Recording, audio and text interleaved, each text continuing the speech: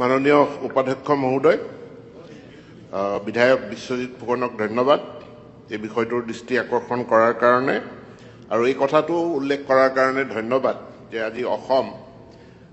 ৰাষ্ট্ৰীয় শিক্ষা নীতি 2020 প্ৰৱৰ্তন কৰাৰ ক্ষেত্ৰত আমি ভাৰতবৰ্ষৰ ভিতৰতে এখন অগ্ৰণী ৰাজ্য, এক প্ৰকাৰ বহু ক্ষেত্ৰত আমি প্ৰথম স্থানতে আছো। আমি প্ৰথম 4 বছৰীয়া ডিগ্ৰী পাঠ্যক্ৰম প্ৰৱৰ্তন কৰিলো আৰু এতিয়া আমি প্ৰথমবাৰৰ কাৰণে এই বছৰ চতুৰ্থটো বৰ্ষত আমি উপনীত হৈছো আৰু এই গোটেই প্ৰক্ৰিয়াটো ইয়াৰ যিটো গাঁথনি 4 বছৰীয়া পাঠ্যক্ৰমৰ গাঁথনি আমি সহজভাৱে শুনি আছো যে মানে ইয়াতে ডিপ্লোমাৰ ব্যৱস্থাও আছে বা ডিগ্ৰীৰ ব্যৱস্থাও আছে, degree with honours and research তাৰ ব্যৱস্থাও আছে। 3 বছৰ যিসকলে সম্পূৰ্ণ কৰিলে আটাইকেইটা সেমিষ্টাৰ তেওঁলোকে উত্তীৰ্ণ হ'ল, তেওঁলোক গ্ৰেজুৱেট, তেওঁলোকে ডিগ্ৰী গ্ৰেজুৱেট সাধাৰণ গ্ৰেজুৱেশ্যনৰ ডিগ্ৰী তেওঁলোকৰ তাৰ কাৰণে যোগ্যতা অৰ্জন কৰিলে। বিশ্ববিদ্যালয়সমূহৰ লগত আলোচনা হৈছে যে এই সকলোকে কনভোকেশ্যন হওক বা অন্য প্ৰকাৰে হওক তেওঁলোকৰ যি ডিগ্ৰী 3 বছৰীয়া ডিগ্ৰী সম্পূৰ্ণ কৰাৰ চাৰ্টিফিকেট প্ৰদান কৰিব লাগে। এতিয়া চতুৰ্থটো বছৰ মহাবিদ্যালয়খনতে অনাৰ্ছ বা honours and research, honours with research এইটো কৰাৰ কাৰণে নামভৰ্তি প্ৰক্ৰিয়া আৰম্ভ হ'ব। আমি চতুৰ্থ বছৰত এতিয়াও নামভৰ্তি কৰোৱা নাই, আমাৰ আগষ্টত নামভৰ্তি হ'ব আৰু এই চতুৰ্থ বছৰটোত মানে 3 বছৰীয়া পাঠ্যক্ৰম সম্পূৰ্ণ কৰা প্ৰত্যেকজন ছাত্ৰই চতুৰ্থ বছৰত নামভৰ্তি কৰিব লাগিব বুলি কোনো ধৰা বন্ধা নিয়ম নাই। তেওঁলোকে অনাৰ্ছটো কৰিবও পাৰে, অনাৰ্ছ নকৰাকৈও তেওঁলোকে ডিগ্ৰীলৈ ওলাই যাব পাৰে আৰু ভাৰতবৰ্ষৰ অসমৰ যিবিলাক পৰীক্ষাত অৱতীৰ্ণ হোৱাৰ কাৰণে সাধাৰণ ডিগ্ৰীৰ প্ৰয়োজন, আনকি APSC UPSC যি সাধাৰণ ডিগ্ৰীৰ প্ৰয়োজন, সেই সাধাৰণ ডিগ্ৰীৰ প্ৰয়োজন হোৱা চাকৰিত তেওঁলোকে আবেদনো কৰিব পাৰিব, তাৰ যোগ্যতাও তেওঁলোকে অৰ্জন কৰিব লাগিব। APSC দিবৰ কাৰণে অনাৰ্ছ নালাগে, APSC দিবৰ কাৰণে ৰিচাৰ্চ নালাগে। গতিকে বহুতে হয়তো 3টা বছৰতে তেওঁলোকৰ ডিগ্ৰী সমাপ্ত কৰিব, চতুৰ্থ বছৰত তেওঁলোকে নামভৰ্তি নকৰিবও পাৰে। এতিয়া চতুৰ্থ বছৰত যিসকলে নামভৰ্তি কৰিব তাৰ আমি আনুমানিক 33% ষ্টুডেণ্ট বাঢ়িব, সেই কথাটো আমি আগতীয়াকৈ ক'ব নোৱাৰোঁ। যেতিয়া নামভৰ্তিৰ প্ৰক্ৰিয়াটো হ'ব, কিমান ছাত্ৰ ছাত্ৰীয়ে চতুৰ্থ বছৰটো পঢ়িবলৈ আহিব সেইটো তাৰ ওপৰত নিৰ্ভৰ কৰি এই বছৰ আমি প্ৰথমবাৰৰ বাবে আমি গম পাম যে 4th ইয়াৰ পঢ়িব বিচৰা ছাত্ৰ ছাত্ৰী কিমান। ইয়াৰ লগত উপাধ্যক্ষ মহোদয় আৰু এটা কথা আছে যে চতুৰ্থ বছৰটোৰ কাৰণে ছাত্ৰ ছাত্ৰীসকলে মাইগ্ৰেটো কৰিব পাৰে, তেওঁলোকে বেলেগ মহাবিদ্যালয়লৈ যাব পাৰে বা তেওঁলোকে বিশ্ববিদ্যালয়লৈও যাব পাৰে। আকৌ ঠিক তেনেকৈ বেলেগ মহাবিদ্যালয়ৰ পৰা এখন মহাবিদ্যালয়ত কেৱল চতুৰ্থ বছৰটো পঢ়িবৰ কাৰণে কোনোবা আহিব পাৰে। ইয়াৰ গোটেই প্ৰতিচ্ছবিখন এই বছৰ সম্পূৰ্ণ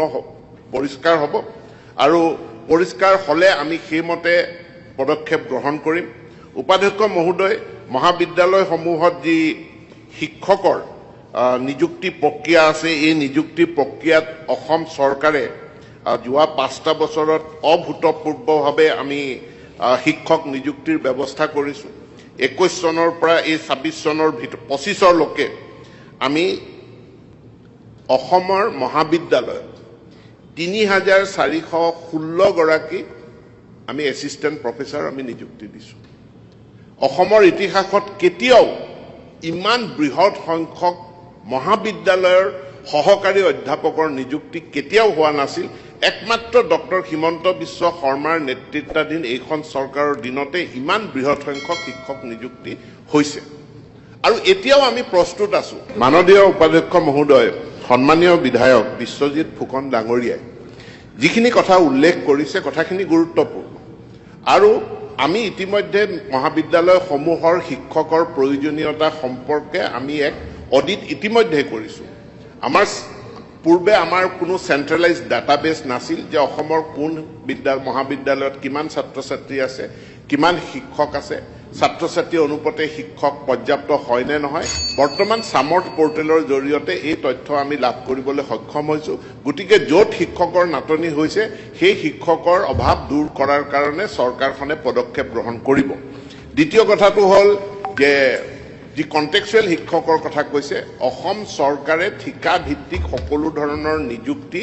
আমি নাইকিয়া কৰিব বিচাৰিছো আৰু মহাবিদ্যালয়ত যদি কোনো মহাবিদ্যালয় বিশ্ববিদ্যালয় কাৰণ তেওঁলোকৰ নিজস্ব পুঁজি এটা থাকে ওন ৰেভিনিউ মহাবিদ্যালয়ৰো থাকে বিশ্ববিদ্যালয়ৰো থাকে আমি ফি ৱেইভাৰৰ পইচা দিওঁ তাৰ জৰিয়তে তেওঁলোকে অতিৰিক্ত অংশকালীনভাৱে কোনো টেম্পৰেৰী এৰেঞ্জমেণ্ট দৰকাৰ যদি হয় তেওঁলোকে গেষ্ট ফেকাল্টি বা পাৰ্ট টাইম ফেকাল্টি নিয়োগ কৰিব পাৰে ঠিকা ভিত্তিক শিক্ষক নিযুক্তি কৰিব তেওঁলোকে নালাগে এই পৰামৰ্শই আমাৰ শিক্ষা বিভাগৰ তৰফৰ পৰা দিয়া হৈছে আন্তঃগাঁথনিৰ কাৰণে অতিৰিক্ত শ্ৰেণীকোঠা আছে নে নাই মই খুব সোনকালে জনাম সকলোকে যে আমি বৃহৎ পৰিমাণৰ পুঁজি বিনিয়োগ কৰি মহাবিদ্যালয় বিশ্ববিদ্যালয়ৰ আন্তঃগাঁথনি আমি উন্নীত কৰিছো যিবিলাক মহাবিদ্যালয়ত ছাত্ৰ ছাত্ৰীৰ সংখ্যা বাঢ়ি গৈছে সেই তথ্য ইতিমধ্যে আমি লাভ কৰিছো আৰু মহাবিদ্যালয়সমূহৰ পৰা আবেদনো আমি লাভ কৰিছো অতিৰিক্ত আন্তঃগাঁথনি প্ৰদান কৰাৰ ব্যৱস্থাও আমাৰ চৰকাৰখনে কৰিব আমি সুন্দৰভাৱে এই নেশ্যনেল এডুকেশ্যন পলিচি 2020ক আগুৱাই লৈ যাম তৃতীয়টো বছৰ আমি সফলতাৰে অতিক্ৰম কৰিছো চতুৰ্থ বছৰটো আমি সফলতাৰে অতিক্ৰম কৰিব পাৰিম বুলি আমাৰ দৃঢ় বিশ্বাস আছে ধন্যবাদ এখিনি গুৰুত্বপূৰ্ণ আৰু আমি ইতিমধ্যে মহাবিদ্যালয়সমূহৰ শিক্ষকৰ প্ৰয়োজনীয়তা সম্পৰ্কে আমি এক অডিট ইতিমধ্যে কৰিছো আমাৰ পূৰ্বে আমাৰ কোনো চেন্ট্ৰেলাইজড ডাটাবেছ নাছিল যে অসমৰ কোন মহাবিদ্যালয়ত কিমান ছাত্ৰ ছাত্ৰী আছে কিমান শিক্ষক আছে ছাত্ৰ ছাত্ৰী অনুপাতে শিক্ষক পৰ্যাপ্ত হয় নে নহয় বৰ্তমান সামৰ্থ পোৰ্টেলৰ জৰিয়তে এই তথ্য আমি লাভ কৰিবলৈ সক্ষম হৈছো গতিকে য'ত শিক্ষকৰ নাটনি হৈছে সেই শিক্ষকৰ অভাৱ দূৰ কৰাৰ কাৰণে চৰকাৰখনে পদক্ষেপ গ্ৰহণ কৰিব দ্বিতীয় কথাটো হ'ল যে যি কন্টেক্সুৱেল শিক্ষকৰ কথা কৈছে অসম চৰকাৰে ঠিকা ভিত্তিক সকলো ধৰণৰ নিযুক্তি আমি নাইকিয়া কৰিব বিচাৰিছো আৰু মহাবিদ্যালয়ত যদি কোনো মহাবিদ্যালয় বিশ্ববিদ্যালয় কাৰণ তেওঁলোকৰ নিজস্ব পুঁজি এটা থাকে ওন ৰেভিনিউ মহাবিদ্যালয়ৰো থাকে বিশ্ববিদ্যালয়ৰো থাকে আমি ফি ৱেইভাৰৰ পইচা দিওঁ তাৰ জৰিয়তে তেওঁলোকে অতিৰিক্ত অংশকালীনভাৱে কোনো টেম্পৰেৰী এৰেঞ্জমেণ্ট দৰকাৰ যদি হয় তেওঁলোকে গেষ্ট ফেকাল্টি বা পাৰ্ট টাইম ফেকাল্টি নিয়োগ কৰিব পাৰে ঠিকা ভিত্তিক শিক্ষক নিযুক্তি কৰিব তেওঁলোকে নালাগে এই পৰামৰ্শই আমাৰ শিক্ষা বিভাগৰ তৰফৰ পৰা দিয়া হৈছে আন্তঃগাঁথনিৰ কাৰণে অতিৰিক্ত শ্ৰেণীকোঠা আছে নে নাই মই খুব সোনকালে জনাম সকলোকে যে আমি বৃহৎ পৰিমাণৰ পুঁজি বিনিয়োগ কৰি মহাবিদ্যালয় বিশ্ববিদ্যালয়ৰ আন্তঃগাঁথনি আমি উন্নীত কৰিছো যিবিলাক মহাবিদ্যালয়ত ছাত্ৰ ছাত্ৰীৰ সংখ্যা বাঢ়ি গৈছে সেই তথ্য ইতিমধ্যে আমি লাভ কৰিছো আৰু মহাবিদ্যালয়সমূহৰ পৰা আবেদনো আমি লাভ কৰিছো অতিৰিক্ত আন্তঃগাঁথনি প্ৰদান কৰাৰ ব্যৱস্থাও আমাৰ চৰকাৰখনে কৰিব আমি সুন্দৰভাৱে এই নেশ্যনেল এডুকেশ্যন পলিচি 2020ক আগুৱাই লৈ যাম তৃতীয়টো বছৰ আমি সফলতাৰে অতিক্ৰম কৰিছো